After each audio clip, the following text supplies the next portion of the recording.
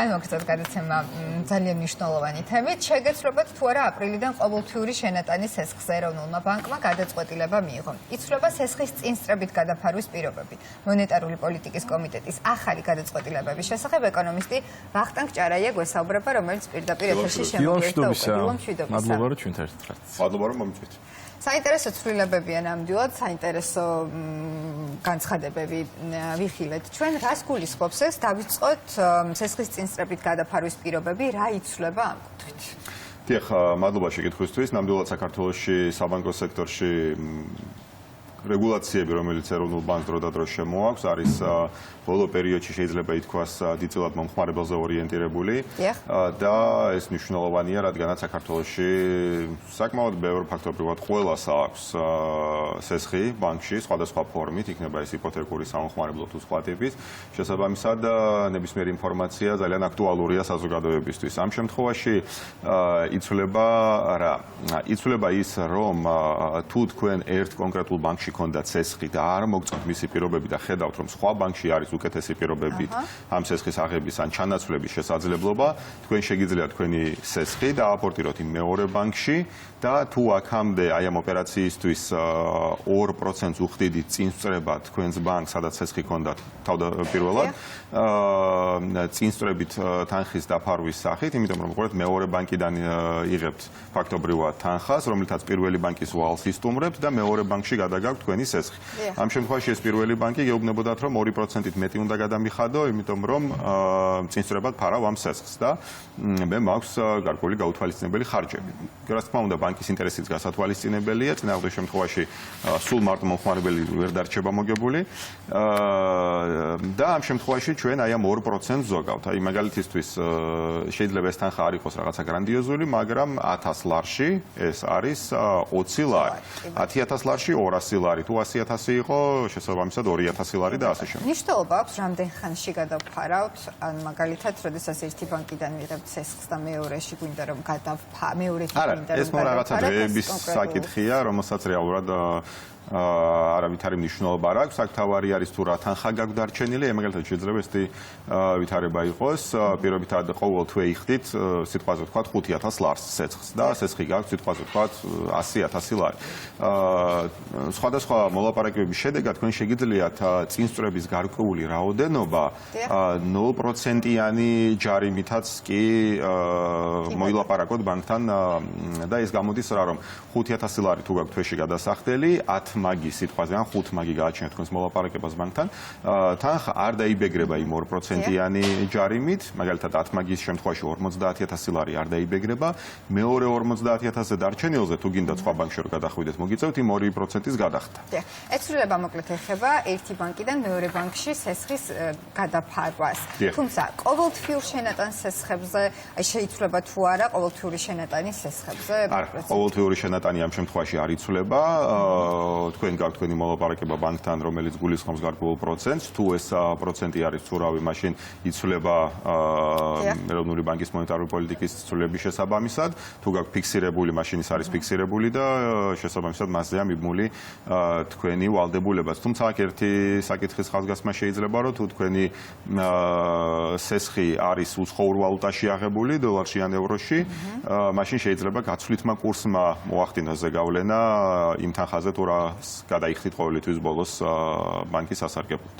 კი ბატონო, კიდევ რა საკითხი უნდა გაითვალისწინოს ადამიანმა, ვისაც სესხის გამოტანა უნდა აქვს უკვე ბანკში, რომ მაქსიმალურად მოგებული დარჩეს აი ამ ცვლილებების შემდგომ? რა თქმა უნდა, ბანკმა ამ შემთხვევაში მომხმარებელმა უნდა გაითვალისწინოს თუ რა პროგნოზებია გაცვლით კურსთან მიმართებაში. ყველაზე სტაბილური ვიტყოდი, რომ თუ შემოსავალი ლარში გაგვჭებია, სესხი ისევ ლარში აიღო, თუმცა თუ მაინც და მაინც მოიხიბლეთ უცხოური ვალუტის სესხის პროცენტით, მაშინ ჯობია დააკვირდეთ თუ რა ვადით იღებთ ამ სესხს და ამ ვადაში მოსალოდნელია თუ არა გაცვლითი კურსის მნიშვნელოვანი რყევა. თუ იმ უცხოურ ვალუტაში გაქვთ შემოსავალი, მაშინ გაცვლითი კურსის რყევა პრინციპში არ გაინტერესებთ, იმიტომ რომ თუ ევროში ან დოლარში გაქვთ შემოსავალი და ევროში ან დოლარში გაქვთ სესხიც, მაშინ უბრალოდ იხდით იმდენს, რამდენიც მოგიწევთ, მაგრამ თუ დოლარში აიღებთ სესხს და ამ დროს შემოსავალი ლარში გაქვთ, მაშინ ჯობია კურსს წინასწარ ვერ განსაზღვრავთ, თუ რავია ჩვენი კურსი, მაგრამ მეტნაკლებად მოლოდინები როგორია, ეკონომიკური ზრდა როგორია, პირობითად იგივე ტურისტული სეზონი თუ მოსალოდნელი ეკონომიკური აქტიურობა როგორია, ეს ყველაფერი რა თქმა უნდა განაპირობებს იმას, თუ როგორი იქნება გაცვლითი კურსიც და თუ თქვენ ხედავთ, რომ პოზიტიურია ეს ყველაფერი, მაშინ შეიძლება აზრი გქონდეს იმას, რომ აიღოთ სესხი უცხოურ ვალუტაში, თუმცა აქაც ლიმიტებია დაწესებული და იმ ლიმიტებს ვერ გადააცილებთ და ბატონო, ახლა დიდი ბოდიში უცხოურ ვალუტასაც ეხება ამ წინსწრების დაფარვის საკომისიო. დიახ, ნებისმიერ ვალუტას ეხება. ნებისმიერ ეს სესხს ეხება ზოგადად, რომელი ვალუტაც არ უნდა იყოს.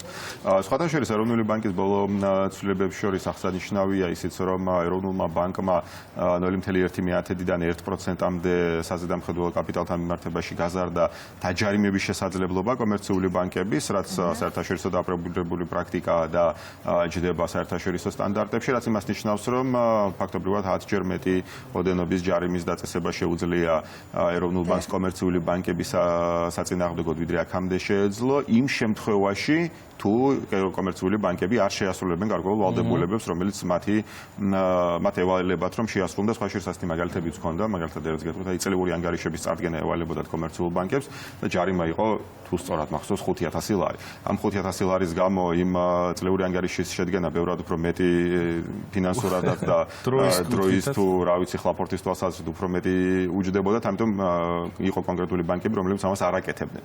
იმიტომ რომ იმ 5,000 ლარის გადახდა თუ სწორად მახსოვს 5,000 ლარი იყო, უღირდათ უბრალოდ რომ ჯარიმის სახით გადაიხადათ, მაგრამ ეროვნული ბანკის ეს გამკაცრებული ვალდებულებები, რა თქმა უნდა, ბანკებს უფრო მეტად დააფიქრებს, რომ მომხმარებელთან მიმართებაში იყოს უფრო ყურადღებიანი და ბარემ იმასაც გეტყვით, რომ სპეციალური დავების განხილვის კომისიაც შეიქმნა ეროვნულ ბანკთან, რომელსაც შეგიძლიათ მიმართოთ, აქამდეც იყო ცხელი ხაზი, მაგრამ ახლა უკვე კონკრეტული დავების საბჭო არის, სადაც თქვენ შეგიძლიათ მიმართოთ თქვენი კონკრეტული кейსით და ის განიხილება აუცილებლად და სხვათა შორის ბოლო დაახლოებით 1 წლის განმავლობაში 300,000 ლარამდე დაიბრუნეს მომხმარებლებმა გარკვეული, ესე ვთქვათ, მათ მიმართ ჩადენილი ბრჭყალებში დავარქვათ ამას უსამართლობის გამო. კი ბატონო. ბრჭყალებიც არ უნდა უსამართლობის გამო.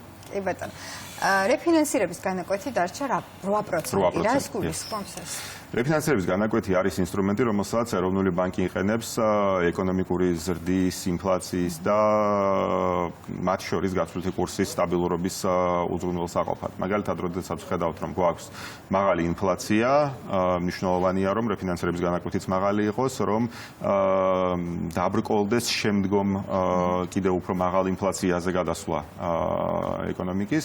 ამასთან ერთად ჩვენ გვაქვს მაღალი ეკონომიკური ზრდაც, ჩვენი კომბინაცია როგორია, რომ გვაქვს მაღალი ეკონომიკური ზრდა, გვაქვს დაბალი ინფლაცია და გვაქვს საკმაოდ შეიძლება ითქვას ზომიერი და უფრო ისეთი მკაცრი პროცენტი მონეტარული პოლიტიკის, რაც უზრუნველყოფს იმ სტაბილურობას, რომ არ მოხდეს ფასების მყისიერი ზრდა, ეკონომიკური ზრდაც იყოს სტაბილური და მთლიანობაში მაკროპარამეტრები რომ იყოს მეტნაკლებად სტაბილურ დონეზე უზრუნველყოფილი. შეიძლება მონეტარული პოლიტიკის განაკვეთის შემდგომი ასეთი ვითარების შენარჩუნების შემთხვევაში შემცირდეს, რაც გამოიწვევს იმას, რომ მომხმარებლებისთვის ბანკის სესხი გაიაფთება იმათვის, ვისაც რეფინანსირების განაკვეთზე ექნება სესხი მიბმული. პირობითად თუ 9% გაიაფთება მონეტარული პოლიტიკა, ანუ იგივე ეროვნული ბანკის ის 8%, რომელიც არის დღეს დაწესებული, მაშინ იმდენივე პროცენტით შემცირდება რეფინანსირებაზე მიბმული სესხების შემთხვევაში გადასახდელი პროცენტის რაოდენობაც. კი ბატონო, ჩვენ ვსაუბრობდით რამდენიმე წუთის წინ სესხის წინსწრებით გადაფარვის პირობებზე, რომლებიც უკვე აღვნიშნეთ თუ როგორ შეიცვალა. იმ შემთხვევაშიც იმოქმედებს ეს ახალი ცვლილება, თუ მაგალითად პირს ბანკთან აქვს კონკრეტული ვალდებულება დადებული, რომ მას რაღაც კონკრეტული პროცენტის გადახდა მოუწევს, თუ თქვა სხვა ბანკიდან გადაფარავს სესხს. აი კონკრეტული პირობა არის ჩადებული. კი, იმიტომ რომ ეროვნული ბანკის რეგულაცია არის უფრო მაღალი დონის, რომელიც ავალდებულებს პირდაპირ კომერციულ ბანკებს. შეიძლება კომერციულ ბანკებთან, როგორც წესი იცით, გარკვეულ იმ ჩარჩოებში და სტანდარტებში ხდება ყველა კონტრაქტის შეთავაზება. ყველა იმ პირობის, რომელიც კონტრაქტში წერია, გარდა პროცენტისა. პროცენტში თავისუფალია, ესე ვთქვათ, ბანკი, რომ 50%-მდე რა პროცენტიც უნდა ის შემოგთავაზოთ. 50-ზე მეტსაც ვერ გთავაზობთ, იმიტომ რომ შეზღუდულია რეგულაციით, მაგრამ დანარჩენში შეიძლება ესე ვთქვათ იყოს გარკვეული სივრცე მოლაპარაკებებისთვის ბანკისთვის, თუმცა ბანკი მაინც იმ რაღაცა სტანდარტულ ჩარჩოებს მეტნაკლებად იცავს.